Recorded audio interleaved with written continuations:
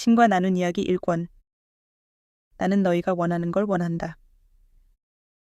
7부. 삶의 길을 몸소 가리켜 주시니 당신을 모시고 흡족할 기꺼움이 당신 오른편에서 누릴 즐거움이 영원합니다. 시편 11장 11절. 저는 평생토록 신에게 이르는 길을 찾아 헤맸습니다. 알고 있다. 네가 그랬다는 걸. 그리고 이제 그 길을 찾았습니다만 좀처럼 믿어지지가 않습니다. 이건 마치 제가 저 자신에게 이 글을 쓰고 앉아 있는 기분입니다. 너는 그렇게 하고 있다. 신과 대화할 때 느낌직한 그런 기분이 들지 않습니다. 북치고 장구치길 원한다고? 내가 어떤 악기들을 마련할 수 있는지 알아봐야겠군. 당신도 이 책 전체를 불경스럽다고 할 사람들이 있다는 걸 아시지 않습니까? 특히 당신이 이렇게 지혜로운 이 정도로만 나타날 때는요. 내가 설명해 주지. 너희는 신이 오직 한 가지 방식으로만 삶에 나타난다는 관념을 갖고 있다. 그건 대단히 위험한 관념이다. 그런 관념이 너희가 어디서나 신을 보는 걸 막는다. 만일 신이 오직 한 가지 방식으로만 보거나 오직 한 가지 방식으로만 소리내거나 오직 한 가지 방식으로만 존재한다고 생각한다면 너는 밤낮으로 내 바로 옆을 지나가면서도 나를 보지 못할 것이다. 너희는 평생을 신을 찾는 데 보내겠지만 그녀를 찾지는 못할 것이다. 너희는 그녀가 아니라 그를 찾고 있으니까. 이것, 신을 남자로만 생각하는 것, 은 한 가지 예에 지나지 않는다. 너희가 범속함과 심오함 모두에서 신을 보지 못한다면 이야기의 반은 놓치고 있다는 속담이 있다. 이것은 위대한 진리다. 신은 슬픔과 웃음 둘 모두에, 괴로움과 즐거움 둘 모두에 존재한다. 모든 것 뒤에는 신성한 목적이 있고, 따라서 신성한 존재는 모든 것에 존재한다. 저는 한때 신은 살라미, 이탈리아 소시지, 샌드위치다 라는 책을 쓰기 시작한 적이 있습니다. 그건 아주 좋은 책이 되었을 것이다. 내가 내게 그런 영감을 주었다. 왜 너는 그 책을 쓰지 않았느냐? 신을 모독하는 것 같아서요. 아니면 기껏해야 끔찍할 만큼 불손한 짓이 되거나요. 경탄할 만큼 불손한 짓이겠지. 신은 경건하기만 하다는 관념은 어디서 얻었는가? 신은 높기도 하고 낮기도 하며 뜨겁기도 하고 차갑기도 하며 왼쪽이기도 하고 오른쪽이기도 하며 불손하기도 하고 경건하기도 한 존재다. 신은 웃을 줄 모른다고 생각하느냐? 신은 멋진 농담을 즐길 줄 모른다고 생각하느냐? 신은 유머가 없다고 알고 있느냐? 분명히 말하지만 유머를 발명한 것은 신이다. 너희가 나한테 말할 때는 꼭 숨죽인 어조로 말해야 하는가? 상스런 말이나 거친 언어는 내 영역 밖에 있는가? 너희에게 말하노니 너희는 가장 친한 친구에게 이야기하듯이 내게 말할 수 있다. 내가 지금껏 들어보지 못한 말, 내가 지금껏 보지 못한 광경, 내가 알아듣지 못하는 소리가 있을 거라고 생각하느냐? 그중 일부는 내가 경멸하지만 다른 것들은 사랑하리랑의 너희 생각이냐? 분명히 말하노니 나는 어떤 것도 경멸하지 않는다. 나한테는 그 어떤 것도 불쾌하지 않다. 그것이 삶이며 삶은 선물이자 형언할 수 없는 보물이요 신성한 것들 중에 신성함이다. 나는 삶이다. 왜냐하면 내가 곧 삶을 구성하는 재료이기 때문이다. 삶의 모든 측면은 신성한 목적을 가지고 있다. 신이 이해하지 못하고 인정하지 못할 까닭이 있는 건 아무것도, 정말 아무것도 없다. 어떻게 그럴 수 있죠? 인간이 창조해낸 악의 경우에는요. 너희는 신의 계획 밖에 있는 것을 창조할 수 없다. 단 한 가지 생각도, 단 하나의 물체도, 단 한 가지 사건도, 즉 어떤 종류의 체험도 너희가 원하는 건 뭐든지 다 창조하게 해주는 것이 신의 계획이니까. 신이 스스로를 신으로 체험하는 것은 이런 자유 속에서이다. 그리고 내가 너희와 삶 자체를 창조한 이유가 이런 체험을 위해서였다. 악은 너희가 악이라 부르는 것이다. 그러나 나는 악도 사랑한다. 왜냐하면 너희가 선을 인식하는 것은 너희가 악이라 부르는 것을 통해서만 가능하고 너희가 신의 일을 인식하고 행하는 것은 너희가 악마의 짓이라 부르는 것을 통해서만 가능하기 때문이다. 나는 추위를 사랑하는 것 이상으로 더위를 사랑하지는 않으며 낮음보다 높음을, 오른쪽보다 왼쪽을 더 사랑하지는 않는다. 그것들은 모두 상대적이고 그것들은 모두 존재 전체의 부분들이다. 나는 악을 사랑하는 것 이상으로 선을 사랑하지는 않는다. 히틀러는 천국으로 갔다. 이 점을 이해할 때 너희는 신을 이해할 것이다. 하지만 저는 선과 악이 존재하고 옳은 것과 그른 것은 서로 반대이며 괜찮지 않고 좋지 않으며 신이 보시기에 받아들일 수 없는 것들이 있다고 믿도록 교육받아 왔습니다. 신이 보기에는 모든 게 다 받아들일 만하다. 어떻게 신이 존재하는 걸 받아들일 수 없겠는가? 어떤 것을 거부하는 건 그것의 존재를 부정하는 것이다. 어떤 것이 괜찮지 않다고 말하는 건 그것이 내 일부가 아니라고 말하는 것이다. 따라서 그런 일은 불가능하다. 그러나 너희의 믿음을 고수하고 너희의 가치에 충실하도록 하라. 왜냐하면 이것은 너희 부모의 가치이고 너희 조부모의 가치이며 너희 친구들과 너희 사회의 가치이니까. 그것들은 너희 삶의 틀을 형성한다. 그래서 그것들을 잃으면 너희의 체험으로 짠 천을 다 풀리고 말 것이다. 하지만 그것들을 하나하나 검토하고 그것들을 한 조각 한 조각 조사하도록 하라. 집을 통째로 헐지는 마라. 하지만 벽돌 하나하나를 살펴보고 깨진 것처럼 보이는 것들, 더 이상 구조를 지탱하지 않는 벽돌들을 바꿔 끼우도록 하라. 옳고 그름에 관한 너희의 관념들은 그냥 그것, 즉 관념일 뿐이다. 그것들은 자신의 모습을 이루고 자신의 내용을 창조하는 생각들이다. 이것들 중 어떤 것을 바꿀 까닭 또는 변경하려는 목적은 딱 한 가지뿐이다. 너희가 자신에게서 행복을 느끼지 않을 때 자신이 행복한지 아닌지는 오로지 너희만이 알 수 있다. 오직 너희만이 자신의 삶에 대해 이건 내 창조물, 내 아들이다. 이 상태에서 나는 대단히 즐겁다고 말할 수 있다. 만일 너희의 가치가 너희에게 도움이 되면 그것을 고수하라. 그것을 옹호하고 그것을 지키기 위해 싸워라. 그러나 누구에게도 해를 입히지 않은 방식으로 싸우도록 하라. 해침은 치료의 필수 성분이 아니다. 당신은 우리의 가치가 몽땅 잘못되었다고 말씀하시면서 그와 동시에 너희의 가치를 고수하라고 말씀하십니다. 이 점을 어떻게 이해해야 할지 설명해 주십시오. 나는 너희 가치들이 그르다고 말한 적이 없다. 그렇다고 옳다고 말한 적도 없다. 가치란 건 단지 견해일 뿐이며 평가요 판단일 뿐이다. 그것들은 대체로 너희 아닌 다른 사람들이 내린 판단이다. 아마도 너희 부모와 너희 종교와 너희 선생들과 역사가들과 정치가들이 내린 판단들일 것이다. 너희가 자신의 진리로 포함시킨 가치 판단들 가운데 너희 자신의 체험에 근거해서 내린 것들은 아주 적다. 너희가 이곳에 온 것은 체험하기 위해서였고 너희는 체험을 통해서 자신을 창조한다. 그런데도 너희는 다른 사람들의 체험으로 자신을 창조해왔다. 만일 죄라는 게 있다면 다른 사람들의 체험을 빌어 자신을 현재의 자신으로 만드는 게 죄일 것이다. 이것이 너희 모두가 저질러온 죄이다. 너희는 자신의 체험을 기다리지 않고 다른 사람들의 체험을 복음으로 말 그대로 받아들인다. 그러고 나서 너희가 처음으로 실제 체험과 만날 때 너희는 그 만남을 이미 알고 있다고 생각하는 것으로 덮어버린다. 만일 그러지 않았다면 너희는 전혀 다른 체험, 너희 선생의 원래 가르침이나 원래 근거를 틀렸다고 할 수 있는 체험을 가졌을 것이다.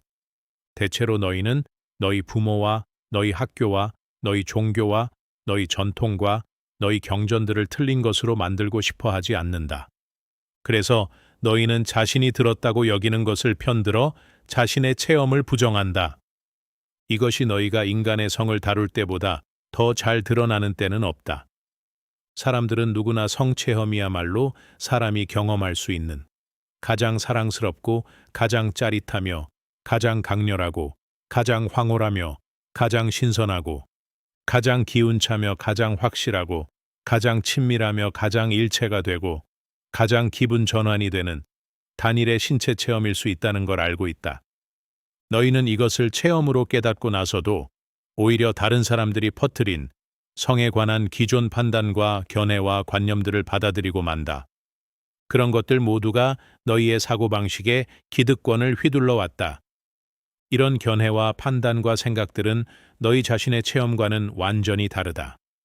너희는 너희 선생들을 틀린 사람들로 만드는 걸 몹시 꺼려하면서 잘못된 건 자신의 체험인 게 틀림없다고 확신한다.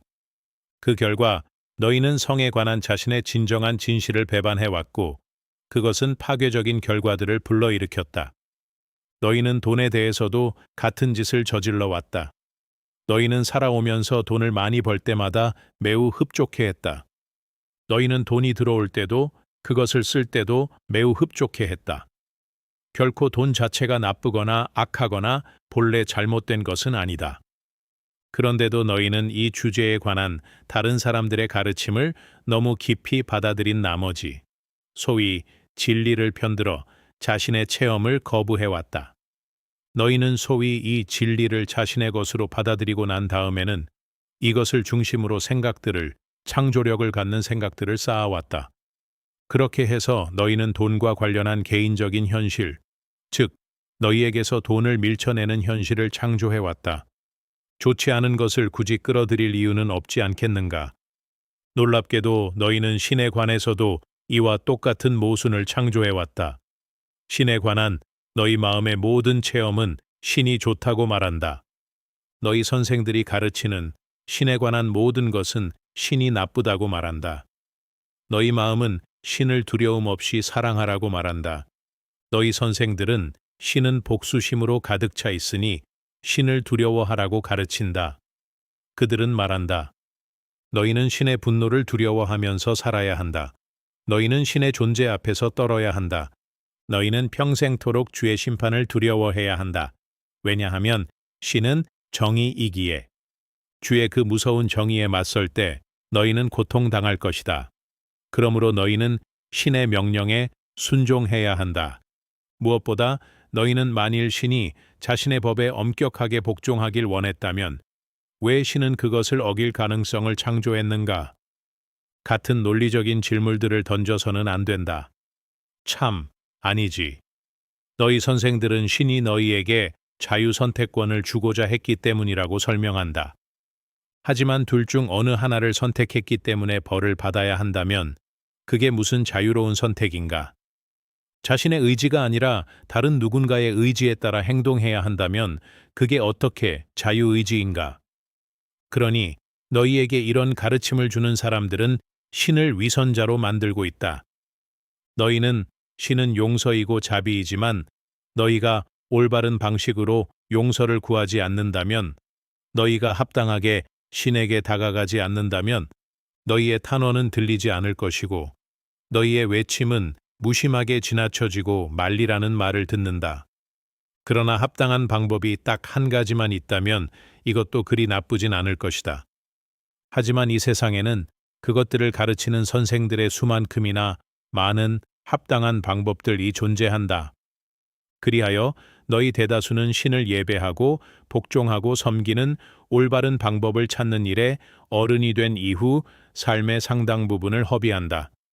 그러나 이 모든 것의 역설은 나는 너희의 예배를 원치 않고 너희의 복종을 필요로 하지 않으며 따라서 너희는 나를 섬길 필요가 없다는 데 있다.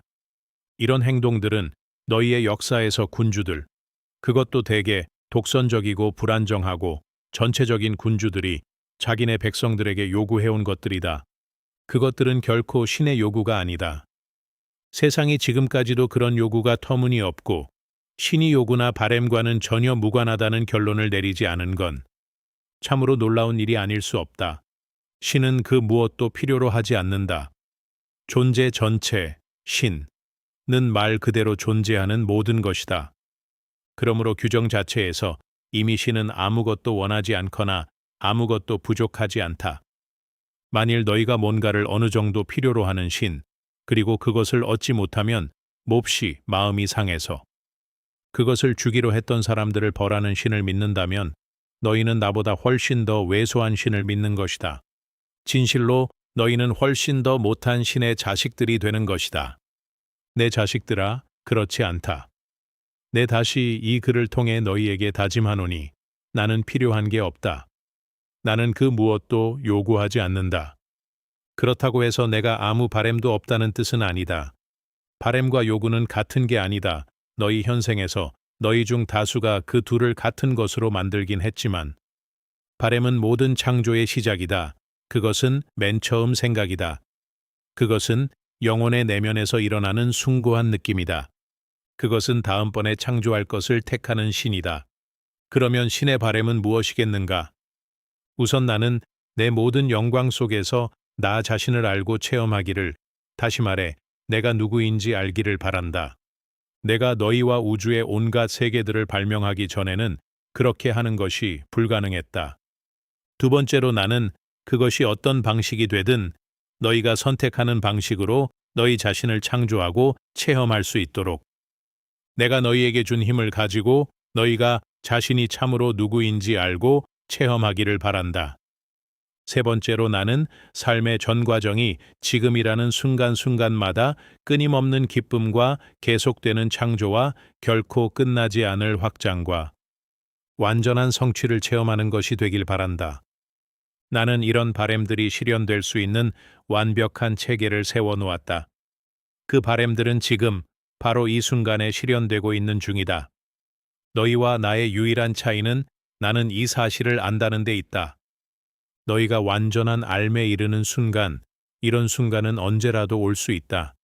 애는 너희 역시 내가 항상 느끼는 대로 느낄 것이다. 즉 너희 역시 오로지 기뻐하고 사랑하고 수용하고 축복하고 감사하게 느낄 것이다. 이것들이 바로 신의 5가지 마음 자세이다. 우리가 이 대화를 다 끝내기 전에 나는 이런 마음 자세들이 내 지금 삶에서 어떻게 적용될 수 있을지 보여주겠노라. 그리하여 내게 신성, godliness을 느끼게 해주겠노라. 이것들이 짧은 내 질문에 대해 내가 주는 긴 대답이다. 그렇다. 네 가치들을 고수하라. 그것들이 내게 도움이 되는 걸 체험하는 한. 그러나 네가 소중히 여기는 가치들이 네 생각과 말과 행동과 더불어 네 체험 공간에 지금까지의 너 자신에 대한 관념들 중 가장 고귀하고 가장 좋은 관념을 가져오는지 주의해서 살펴보라. 네 가치들을 하나하나 검토하라. 그것들을 높이 들어 공공의 검증이라는 빛에 비춰보라. 만일 네가 주저하거나 머뭇거리지 않고 있는 그대로의 자신과 네가 믿는 바를 세상에 말할 수 있다면 너는 자신에게 만족하고 있다. 너는 전혀 개선할 필요가 없는 자아와 그 자아를 위한 삶을 창조했기에 나와의 이런 대화를 더 이상 계속할 이유가 없다. 너는 완벽한 상태에 도달했다. 이 책을 내려놓아라. 제 삶은 완벽하지도 않고 완벽에 가까이 다가가지도 못했습니다. 저는 완전하지 않습니다. 사실 저는 온갖 불완전 덩어리입니다. 저는 이 불완전함들을 바로잡고 싶습니다. 때로는 온 마음으로 간구합니다. 그리고 어떤 것이 제 행동의 원인이 되고 실패를 불러일으키고 제 앞길을 가로막는지 알고 싶습니다.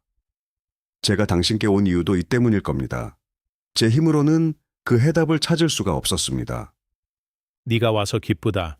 나는 너를 돕기 위해 늘 여기 있었다. 지금도 나는 여기에 있다. 네가 굳이 혼자 힘으로 해답을 찾아야 하는 건 아니다. 예전에도 꼭 그래야 했던 건 아니다. 그러나 책상 앞에 앉아 이런 식으로 당신과 대화한다는 건 너무 주제 넘은 짓인 것 같습니다. 당신, 곧 신이 응답해준다고 상상하는 건 더 말할 나위도 없고요. 제 말은 이건 미친 짓이란 겁니다. 나는 안다. 성서의 저자들은 하나같이 제정신이었는데 너는 미쳤구나. 성서 저자들은 예수의 생애를 목격했고 자기네가 보고 들은 걸 충실히 기록한 사람들이었습니다. 정정할 것. 신약 성서의 저자들 대부분은 자기 생애에 예수를 만난 적도 본 적도 없는 사람들이었다.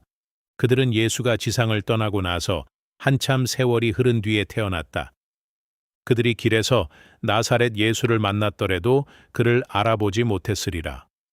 성서 저자들은 위대한 신자들이고 위대한 역사가들이었다. 그들은 다른 사람들, 즉 나이 든 사람들이 나이 든 사람들에게서 듣고 자기네와 자기네 친구들한테 전해준 이야기들을 모았다. 그렇게 해서 마침내 글로 적힌 기록이 만들어진 것이다. 그렇다고 그 최종 문서, 성서 속에 성서 저자들이 적은 모든 기록들이 다 들어간 것은 아니었다. 그 당시 이미 예수의 가르침을 중심으로 해서 교회들이 생겨났다. 그래서 강력한 이념을 중심으로 사람들이 집단을 이루며 모일 때와 모이는 곳이면 의례 그렇듯이 이런 교회 혹은 집단 속에도 특정한 몇몇 사람들이 있어 예수의 이야기 중 어떤 부분을 어떻게 들려줄지 결정했다. 고르고 편집하는 이 과정은 복음서들과 성서의 내용을 모으고 기록하고 발간하는 전 시기에 걸쳐 계속되었다. 성경 전체의 경우에도 마찬가지고, 원래의 경전들이 글로 옮겨지고 나서 몇 세기가 흐른 뒤에도 교회 최고 회의는 당시의 공식 성경 속에 어떤 교리와 진리들을 포함시킬지, 그리고 어떤 것들이 대중에게 드러내 보이기에 건전하지 않거나 설익은 교리와 진리들인지 다시 한번 판단했다. 그리고 다른 성스러운 경전들 역시 존재해왔다. 그것들 하나하나도 그렇지 않았더라면 지극히 평범했을 사람들이 영감을 느낀 순간에 문자로 기록해 놓은 것들이다. 하지만 그들 중 어느 누구도 너만큼 미치지는 않았다. 이 글이 언젠가는 성스러운 경전이 될 수도 있다는 말씀을 하시는 건가요? 설마 그런 말씀은 아니겠지요. 내 아들아, 삶의 모든 것이 다 성스럽다. 그 의미에서는 그렇다. 이것도 성스러운 글이다. 하지만 나는 내 말뜻을 잘 알고 있기에 말꼬투리를 잡지는 않겠다. 아니다. 나는 이 글이 언젠가는 성스러운 경전이 될 거라고 얘기하는 게 아니다. 적어도 몇백 년 동안은, 그리고 이 글에 쓰인 언어가 시대에 뒤떨어진 골동품이 될 때까지는. 너도 보다시피 여기서 쓰고 있는 언어는 너무 일상어투이고 너무 대화체이며 또 너무 현대적이다. 그게 문제다. 사람들은 만일 신이 직접 너와 이야기하고자 했다면 이웃집 남자처럼 말하진 않았을 거라고 가정한다. 언어에 뭔가 통일된 구조가 깃들어 있어야 한다. 신성한 구조는 둘째치고라도 뭔가 권위가 있어야 하고 뭔가 신성한 느낌이 있어야 한다고 생각한다. 내가 전에 말했다시피 이런 사고방식 역시 문제의 일부다. 사람들은 오로지 한 가지 형식으로 드러나는 신만을 느낄 수 있다. 그런 형식에 어긋나는 것은 뭐든지 불경으로 비치는 것이다. 제가 전에 말씀드렸다시피요. 그래, 네가 전에 말했다시피 그건 그렇고 네 질문의 핵심으로 들어가 보자. 너는 왜 자신이 신과 대화할 수 있는 게 미친 짓이라고 생각하느냐? 너는 기도를 믿지 않느냐? 믿죠. 하지만 그건 다릅니다. 저한테 기도는 늘 일방통행이었습니다. 저는 묻고 신은 늘 침묵을 지키시죠. 신이 기도에 응답해 준 적이 한 번도 없다고? 아니, 있습니다. 하지만 아시다시피 말로 응답하신 적은 한 번도 없습니다. 아, 물론 이제까지 살아오는 동안 기도에 대한 응답, 그것도 아주 직접적인 응답이라는 확신이 드는 온갖 종류의 일들이 일어나긴 했죠.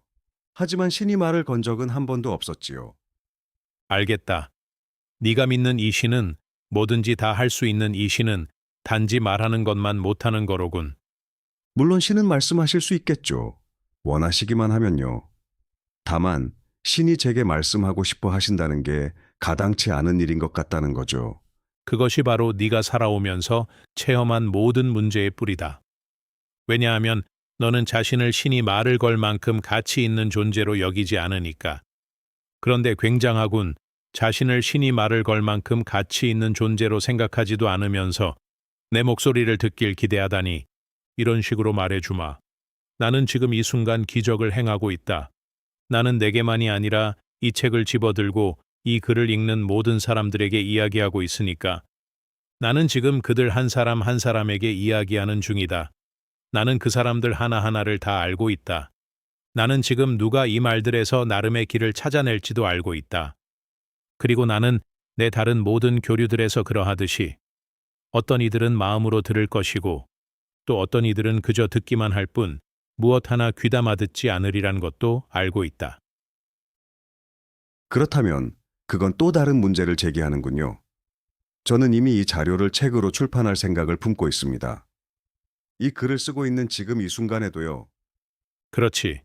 그게 뭐 잘못됐는가? 제가 돈을 벌려고 이 모든 걸 지어냈다고 주장할 수도 있지 않겠습니까? 그렇게 하면 이 대화 전체를 의심받게 만들지 않을까요? 뭔가를 써서 돈을 벌겠다는 것이 내 동기인가? 아니요. 제가 이 일을 시작한 이유는 그게 아닙니다. 제가 이 대화를 종이에 적기 시작한 건 제 마음이 지난 30년간 수많은 의문들에 시달려 왔고 제가 굶주려 왔던 그 의문들의 해답을 얻으려 몸부림쳐 왔기 때문입니다. 이 모든 것을 책으로 만들려는 발상은 나중에 나왔습니다. 나한테서 나왔지. 당신한테서요? 그렇다. 너도 내가 이 경이로운 질문들과 답변들이 몽땅 이대로 버려지게 놔둘 거라곤 생각지 않을 것이다. 그렇지 않은가? 그 점에 대해서는 생각해 보지 않았습니다. 처음엔 그저 질문에 대한 답변을 얻고 싶었을 뿐이죠. 제 좌절을 끝내고 탐구를 마치고 싶었을 뿐입니다. 좋아. 그럼 네 동기들을 의문스러워하는 짓은 그만두고 너는 계속 그 짓을 하고 있다. 대화를 계속 진행시키도록 하자. 경청해 주셔서 감사합니다. 8부에서 다시 뵙겠습니다.